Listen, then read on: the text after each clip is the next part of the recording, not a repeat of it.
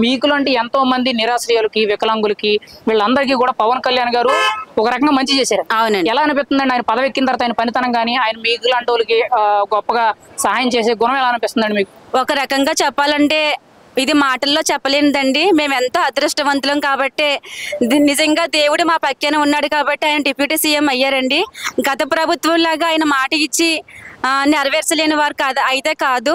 మా కోసం ఆయన ఇచ్చిన మాట కోసం ఆయన ఎన్నో అవమానాలతో 10 సంవత్సరాలు కష్టపడి పోరాడి ఎన్నో అవమానాలు, ఎన్నో ఇబ్బందులు, ఎన్నో అవమానకరమైన మాటలు ఎదుర్కొని ఈసారి గెలిచి మా పట్ల ఆయన చేసిన ఉపకారం మేము ఎప్పటికీ మర్చిపోలేము.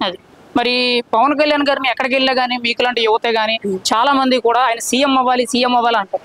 కానీ ఇప్పుడు ఆయనకు ఒక రకంగా చెప్పాలంటే డిప్యూటీ సీఎం హోదాలో ఉన్నారండి. సీఎం తర్వాత సీఎం హోదాలో ఉన్నారండి.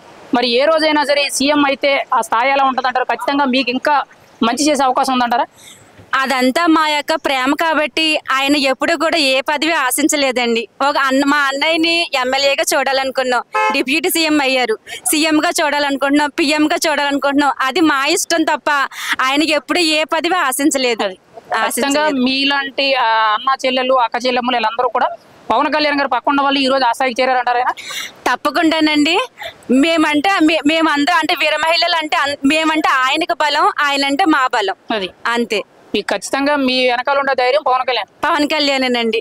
నిజంగా మేము ఇలా నవ్వుతూ సంతోషంగా ఇలా మేము ఎప్పుడు కూడా బయటకు వచ్చింది లేదు. మా అన్నయ్య ఉన్నారనే మా యొక్క ధైర్యం, మా యొక్క బలం, మా యొక్క భవిష్యత్తు, మా యొక్క సంతోషం, మా యొక్క వెలుగు అన్ని మా అన్నయ్యే. రైట్.